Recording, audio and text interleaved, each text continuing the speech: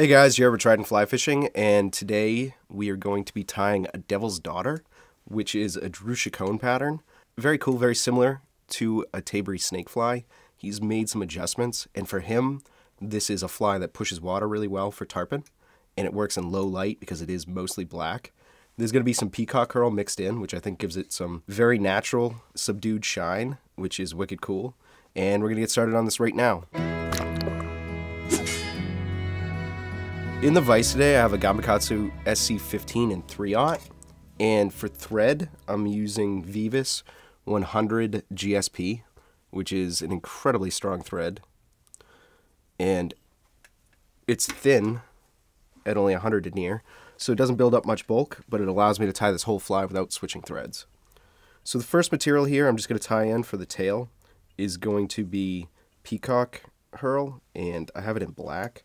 I'm just going to grab, I don't know, six to eight strands here. I'm going to take a measurement. This one's a little wonky. So if you get this, like if you get curves in here, one thing I like to do is just kind of roll them in my hand and mix them around. It'll fix itself when it's wet, but just for aesthetic reasons here. So I'm going to take a measurement. This is going to be roughly 2.5 times the hook shank. So basically what I'm going to do is just pinch it there, throw a loose wrap and another one, and that's good. Well, I'm going to make sure it's really on there. Alrighty, so trim that off. So guys, we will be giving this fly away at the end. Comment below. Let us know what you think of the fly, what we should tie next. This video I'm actually doing because somebody commented and they want to see us tie it. So that's very good. If you want to comment something fun, comment your best dad joke. So the next material here is going to be peacock curl. And again, I'm just going to grab, oh, that's a lot. I'm going to grab like 6 or 8 or 10 peacock curls, and I'm going to measure them so they extend the same length here. I'm going to tie them in on top with a loose wrap, and then I'm going to spread them around. So I like to counter spin my thread, so I take some of this tension out, and so it'll wrap back with one easy wrap. So that's loose, just one wrap hanging down. I'm just going to take my finger and kind of spread them around. Not really hugely important, but I do just like to get them around the hook shank a little bit. So easiest way to break is to break these off. Keep some thread tension in here. You don't have to cut them, and it makes a satisfying sound. So right here, I'm going to start by spinning a collar. Now I just have deer body hair in black. I have a really good patch here that doesn't have a whole lot of underfur. That's important when you tie these flies. So I'm grabbing a chunk here that's probably just bigger than the diameter of a pencil, so a fat pencil. I'm just going to grab it by the tips and strip out the junk that I don't need. Come in here with a comb or a bodkin or just my fingers and clear out the underfur. I'm going to loosely stack it in my hand. I like this fly a little messy, so I don't want it perfect. I'm going to take a measurement, and I want this collar here to extend just past my hook bend and probably 1/3 of a way into this tail. So right there, I'm going to transfer this into my other hand and come in here and just cut it off. So again, I'm going to counter spin my thread, throw a loose wrap, and then I'm going to pull straight down. So this is not spinning, it's just being placed on top of the hook shank. I may kind of just come in here and spread it lightly down either side of the hook shank, just for kind of a wing that's going to stabilize this fly, but you don't have to do that. Take some wraps through this and really bind it down. And you can see I'm wiggling my thread. It's so that I get it down to the base here and I wrap over this hook shank without trapping down these fibers. So I come in here and just take this bulk out. And then I'm going to tie another collar in real quick of peacock curl. This is just, again, almost for aesthetics. This fly will fish well with or without this in here, but I think it makes a cool look. Okie doke. So I'm just going to do the same thing I did with the other peacock curl. Tie it in lightly on top And then, well, that's spread pretty well. And then just make sure it's kind of spread a little bit. Cool.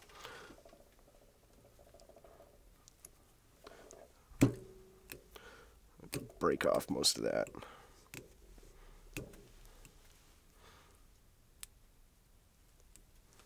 Is my face in the shot there? Okay. So it looks pretty good to me. The next step, and this is where I think your difficulty is going to come in. I'm going to mix peacock curl and deer hair together. So it's going to be hard to mix, one, and it's going to make it a little more difficult to spin. But we'll get through it here. Okay, so I'm just going to loosely stack this in my hand, and the difference here is I'm going to take the tips out. It's easier to work with if I just cut the tips out. You'll see I have about just longer than an inch chunk here. And then this is the difficult part and why you kind of want your desk clear. I'm going to set this down, and then I'm going to take my peacock curl and mix it in. And I'm just going to take some, break off the tips of the correct length, and then come in here and cut off some more. I probably have 10 peacock curls that I cut in half, so I have 20 in total. So basically I'm just going to manipulate this in my hand, roll it around, and then I'm going to restack it loosely in my hand. This is definitely where the difficulty of this pattern comes in. Okay, so to do this, I'm going to keep my thread hanging here. I'm going to advance it just a tiny bit, and then I'm going to hang this here at 45-degree angle, and I'm going to throw 2 to 3 loose wraps, and then keep it at this angle, and just with a little bit of tension, I'm going to let it roll around the hook. So it should roll on its own. But, like I said, with that peacock curl mixed in, it doesn't like to roll as well. So I'm just going to help it around with my thread and with my fingers. So when I'm sure that I've got it, I have a little bit of a bald spot under here. If you do have a bald spot or a lighter area, put it on bottom of the shank, and that way when you got to trim this thing flat on the bottom anyway. So at this point here, my material is fully tied down, and I'm just going to pull this back, stroke the fibers back. I'm going to bring my thread through at a 90-degree angle, nice and tight, and then make a couple wraps in front, and that's going to make sure that I don't trap any hair down. So I'm going to hang that there, a couple wraps in front of my previous wrap, and I'm going to do the same thing. Alright, so I have my other piece of deer hair prepped, and I'm going to do the same thing. I'm going to lay it at a 45-degree angle and kind of come in here and throw 2 loose wraps. And you'll see I wiggle my thread a little bit. I'm trying not to trap any of the other fibers that I have. So I'm just going to create tension here and just pull this, and this one's spinning a little bit better around the hook shank. This is actually what you want. What it's doing right now, you'll see it'll flare, flare, flare, flare, flare, and then it'll stop. And what that's done is unwrapped one of my thread wraps, and now there's a single tight thread wrap around that deer hair and right on the shank pretty much. So that looks pretty good. I'm going to come in here. I'm going to throw another wrap through this just to make sure it's not going anywhere. I'm going to come in here, stroke this back, and then pull my thread through at a 90 again. And then I'm going to create a thread base to spin on top of again. You could definitely stack some more deer hair in here. I like to keep these relatively loose because this is a subsurface fly. You do not want to stack deer hair in here like you would for a popper. So I'm going to grab another smaller piece of deer hair.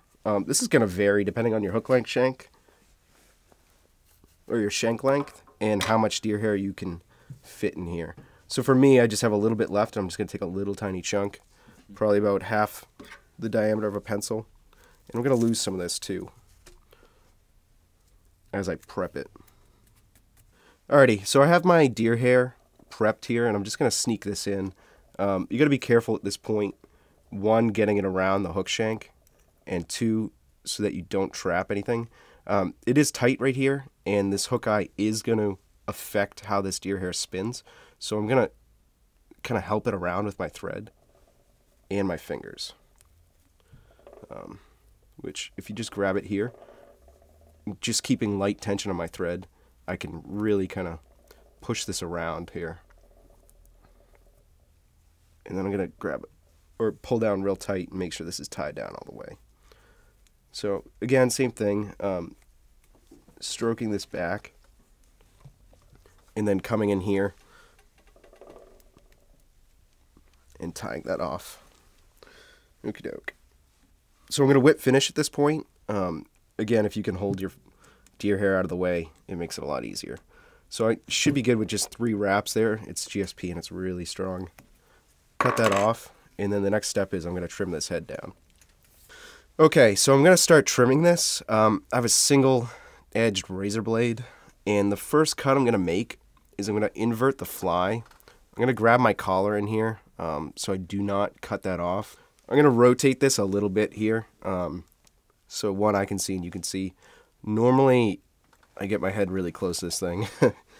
So the first cut, and this is not going to be as deep as it's going to be, so I'm just going to come in here and get a lot of this bulk out with a straight cut.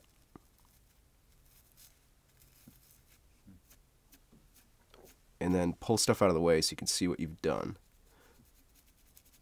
Again, this doesn't cut as well with the peacock curl mixed in, so just make sure that you go through it a couple times. Cool. So I'm actually going to come in here and try to stabilize my hand so that I don't slip up. Just clean this up a little bit. Ow. Go very slow with this. It's real easy just to trim way too much off, and then you end up with like a little tiny bit of deer hair and a big tail, and it doesn't look good. Okay, so that's pretty good there. I'm going to rotate this back around and switch this thing over, pull it out a little bit. So my next cut, I'm going to come in here and bend my razor blade. The angle is up to you.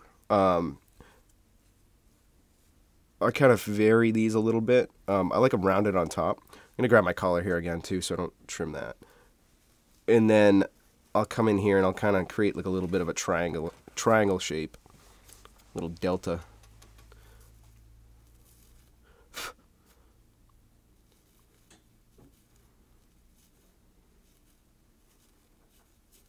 Okay, so you can see those are my initial cuts. So you can see it's pretty flared here to the sides still. So one thing I like to do is use my hook eye as a guide, and I still have this rounded.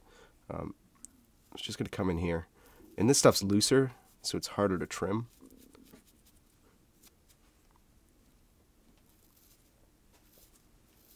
And while I'm holding my collar, I'm going to come in here and just blend this a little bit with scissors.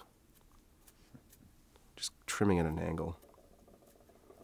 Oop, cut a little much there. Definitely be careful. And you could decide how you want this to look and whether you want to trim it with scissors or a razor blade. So I'm still holding on to my tail so I don't trim anything.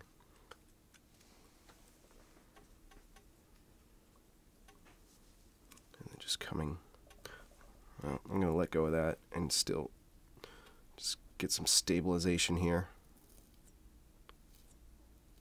What I'm trying to avoid is digging into this and just cutting way too much off, which I did a little bit there. That's fine. Okay. So I'm going to come in here and just kind of round things up with my scissors. Get anything that's errant. And the nice thing about deer hair is if you have a good pair of scissors on the water, you can adjust this thing. If it's not tracking correctly, you know, trim that up. Or if you want it to sink quicker, you know, come in here and thin it out a little bit. That's pretty much it, guys. That's the Devil's Daughter. Very cool pattern. Silhouettes really well in both stained water and low light. I mean, it was originally designed as a tarpon fly, But for me, up here in New England, this would be a great striper fly, smallmouth bass fly, whatever. So give it a try, guys. Thanks for watching. Make sure you hit subscribe, hit the bell notification so you're notified of all of our future fly tying videos, and we'll see you next time.